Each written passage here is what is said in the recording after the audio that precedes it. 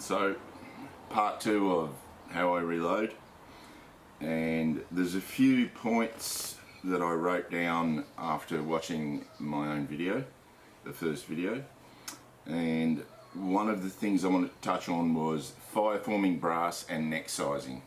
Okay, what a lot of, I think quite a lot of precision shooters, by precision shooters I mean target shooters, competition shooters, what they will do is after they've fired a case, they do not full length size. They do not size the whole case.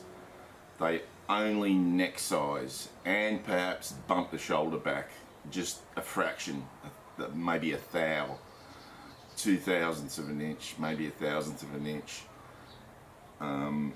Now, so you can get dies that that only do necks, and neck sizing. You can get neck sizing dies. I full length size. I full length size because that's. I have no need to do neck sizing. The other thing is, why do I decap separately from sizing? Because with your sizing die, the expandable, so what happens is when you bring the die down, or when you bring the case up into the die, the expandable, there's an expandable, it's not a ball, it looks like, yeah. It's different brands of dies have different shapes of expandables. They're not balls, they don't look like balls, but that's what they call them anyway. So that goes into the case.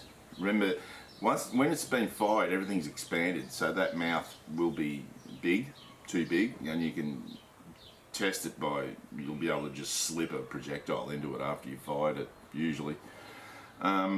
So that ball goes in.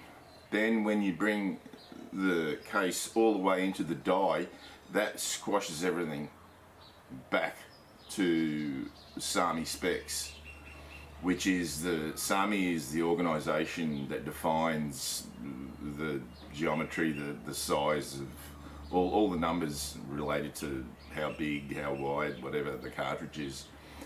Now, so it will be less than the required, the mouth will be less than the required size. What happens is that when you bring that case back down, right, that expandable slides through the mouth and gives the correct size, which is something like minus 2/1000ths of the diameter of the actual projectile, so that there is resistance, so you have to push the projectile in. Now, so why do I decap separately? Because I do not decap when I'm sizing, okay? I don't want to be doing that, and I don't want to be sizing brass, right, that hasn't been decapped because it's dirty, alright? There's carbon in the mouth, and carbon is the hardest substance on earth, and over a period of time, aside from scoring the inside of you probably wouldn't be able to notice it, but over a period of time, if you're reusing cases over and over and over again, the wall thickness will probably reduce. Will it reduce a lot, significantly? Probably won't even be noticeable. But I like to decap, and a lot of people do. A lot of people decap separately. So that's why I do that. Now, I anneal after each firing. Why do I do that? I'll tell you why. Because what it does, if you anneal after each firing, your brass will be consistent, firing after firing after firing after firing, okay? If some people anneal like after a couple of firings, some people anneal after 3 firings, 5 firings, some people don't anneal at all. But what you are doing is each time that case is fired and everything expands, that's work hardening. Not a lot, but it is.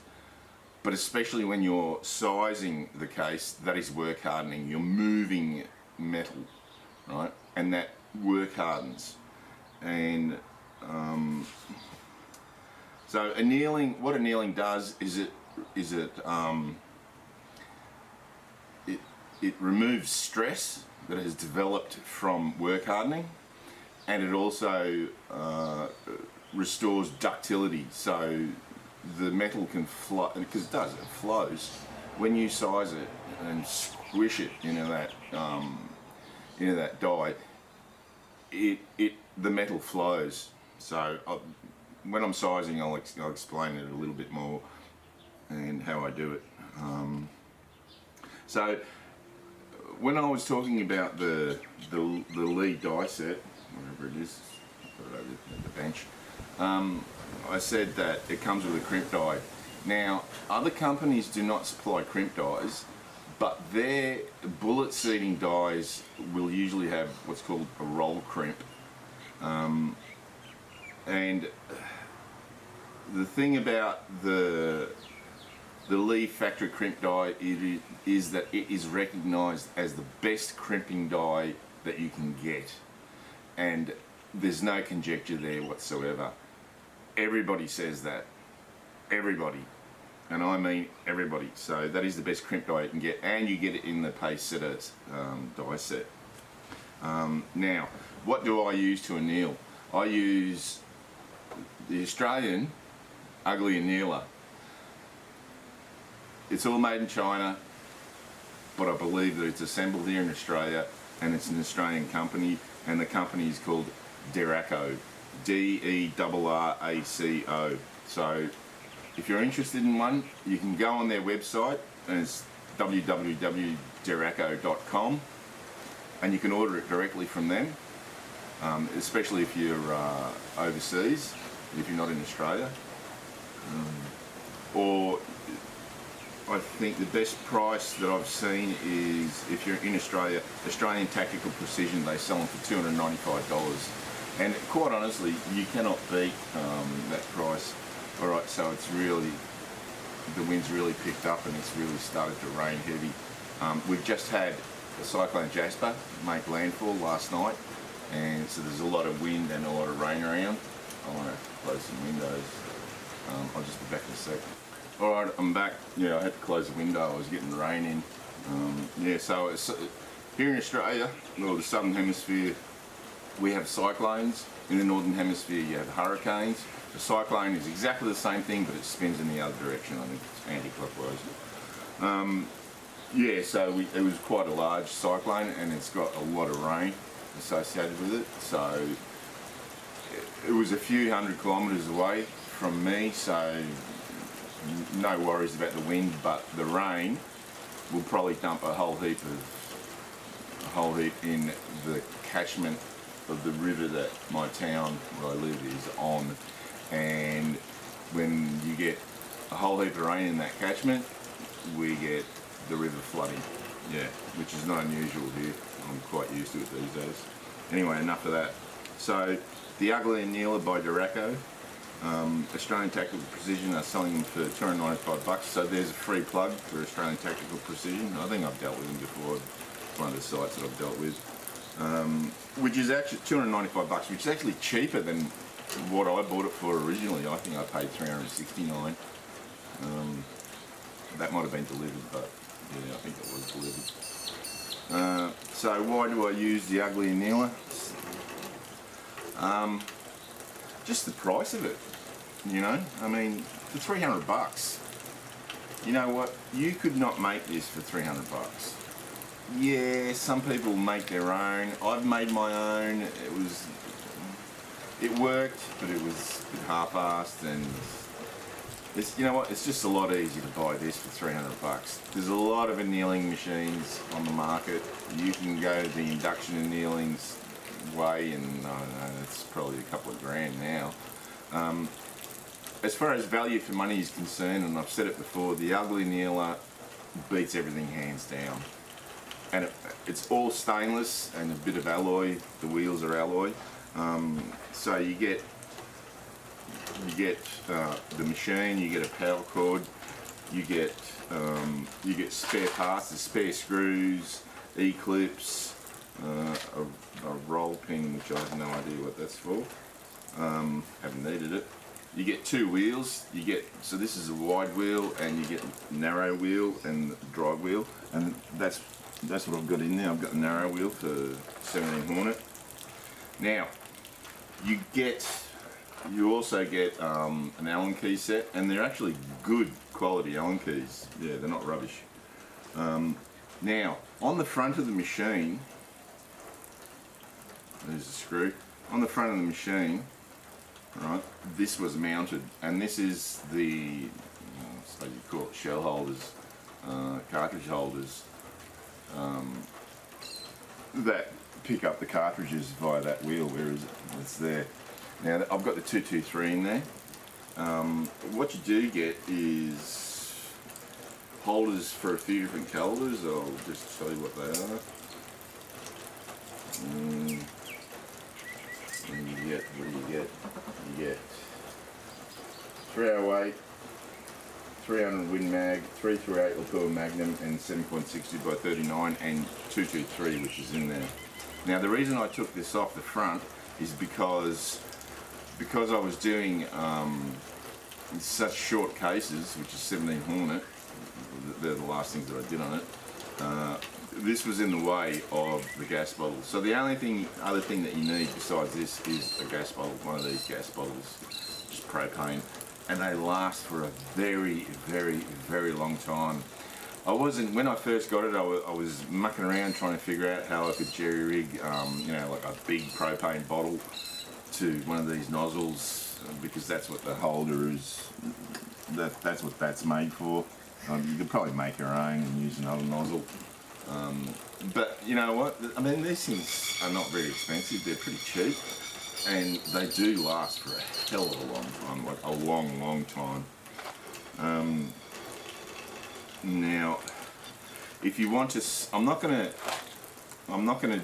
do a video running it, showing you how I use it, because I've already done that. So if you want to see me using it, and I actually did a review, so you're going to get a review, and that review is called, that video is called Ugly Annealer Review by GoBangs11. So just go on YouTube, type in Ugly Annealer Review, GoBangs11, or just Ugly Annealer Review, and you'll see there's a few people that have done reviews of them. The designer, one of the designers, also has videos on YouTube about how to set it up and use it. So there's heaps and heaps of information regarding this device, this unit. It's, you know what, and I've said it in that review, I said, if you're looking for an annealing machine, just buy this. Simple as that. Don't even hesitate. It's excellent. It's really, really well made. It's really sturdy. You know, it's all stainless steel. You're not going to have rust or any problems like that. If you want more information on annealing, my advice is go on Eric Cortina's channel, ErikCortina, Eric Cortina, and he's got a video called "This Is How I Anneal Brass." He's got a different, he had a different flame machine, a dual flame machine called, I think it's called the Bench Source or something or other. Mind you, I think subsequently, because you know he's got money, he's gone to an induction annealing machine, and that's serious bucks. But just for the amateurs like myself and that, and I used to use a drill, a battery drill with a socket, and I'd just drop it into the socket and have the flame sitting, and it was a half-assed affair. It took a long time, but I'm mucking around. But this. Another fantastic investment. One of the best investments that I've ever made, and that is no, it's not. It's the truth. It really is. It's a fantastic unit. So I decap and then I anneal. Straight up, I anneal. Why don't I do that later? Because it could possibly be a waste of time later, because I don't really thoroughly check the cases until they are clean. because sometimes some of the cracks that you'll get in cases in the necks and that will be so fine that you don't notice them because of the carbon fouling and powder fouling that's actually inside the case, inside the neck. Like, seriously, they can be really, really fine cracks. Once the brass has been cleaned in the tumbler, then you can shine a light around the neck and you will see inside, and you'll be able to look inside the case and you'll be able to see any crack. You'll see the light coming through. So I use an ugly annealer with one of these bottles. That's what it's designed for. And then I tumble clean. I don't do anything else before that. They are the two things that I do first up, straight up. Decap, anneal, wet tumble. So I think I did a review of the Cyclone, but we'll go and have a look at wet tumbling.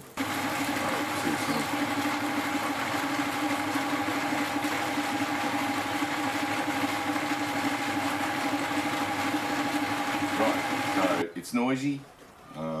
It's called a Lyman Cyclone Rotary Tumbler. It's not cheap, but I think the quality of that unit is superb. I've had it for at least a couple of years now, and I've never had a problem with it. You can stick a lot of cases in there. I think I've got like at least a couple of hundred cases in there right now, 223 and 17 Hornet. You know what, there's a whole lot of different brands out there. Shop around. There's various prices, so shop around. I can't remember how many units were available when I bought it, but I don't think there was the variety that there is now. Now, as far as the cleaning solution that I use, so you pour water into it. I put about, I don't know,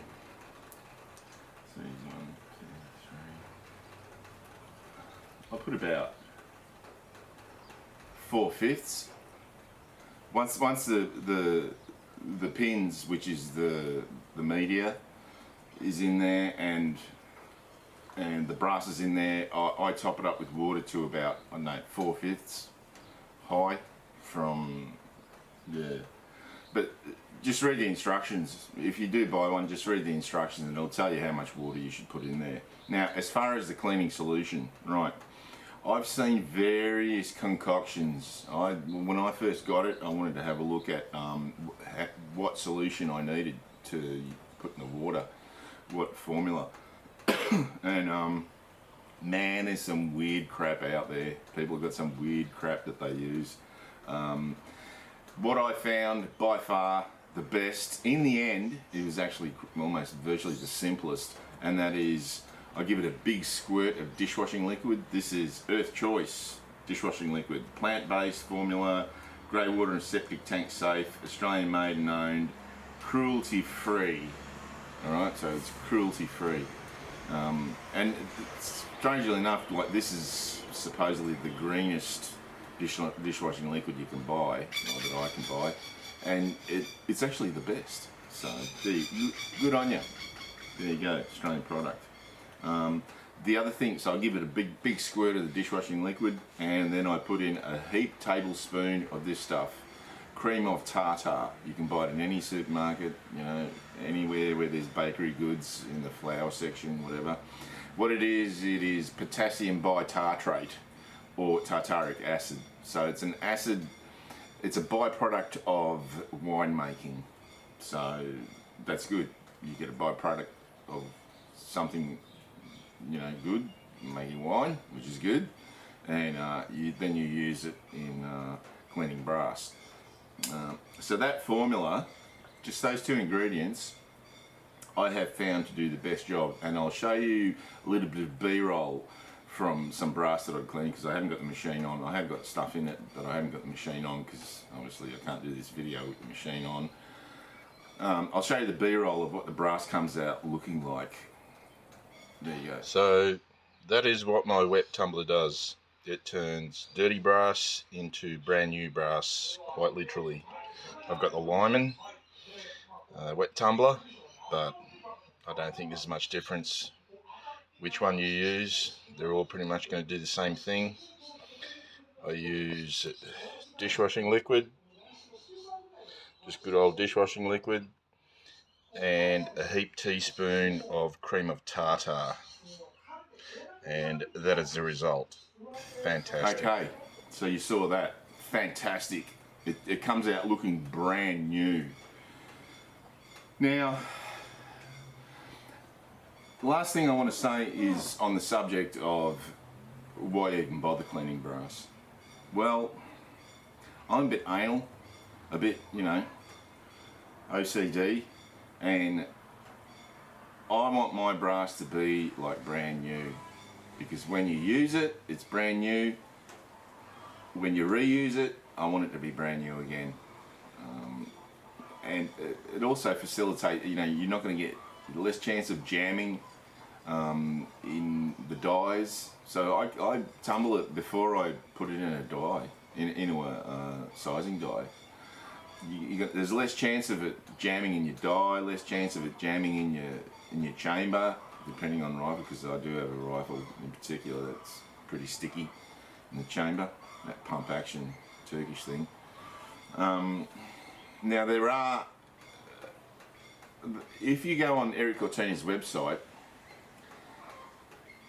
I think he used to clean brass. He doesn't clean brass anymore. Now, I don't know how often how many times he reuses his brass. I don't think he reuses it that much, because he's a sponsored shooter. He's sponsored by Lapua, so he's getting the best brass. I don't know whether he gets it for free or discount. I'm assuming he gets it for free because he's on the USA shooting team. So look, some people don't clean their brass, but what they do is they brush the inside of the neck and then just make sure that the primer pockets are clean, or not fouled up. And look, you know what? I want my brass to be as clean as I'm just that way. I've heard some people say, "Oh, I don't have time to clean brass." Well, but you have time to shoot. Well, if you're going to be reloading, you might as well do it right.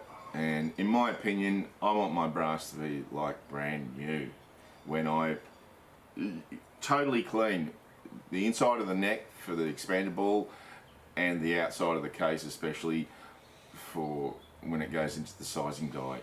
But with this wet tumbling technique, those pins, they're only tiny little stainless steel pins, they get into the case and they clean the inside of the case like brand new.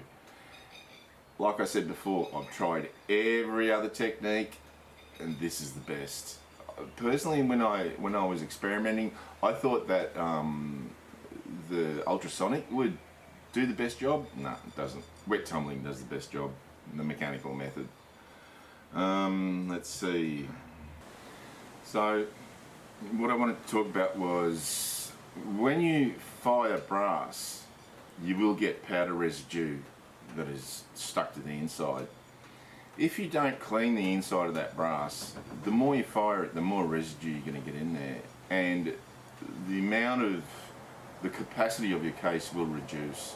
Now, will it reduce significantly? Probably not. But I just want to have a clean case, inside and out, full stop. So what I'll be doing next is I will be sizing the brass after I've cleaned it.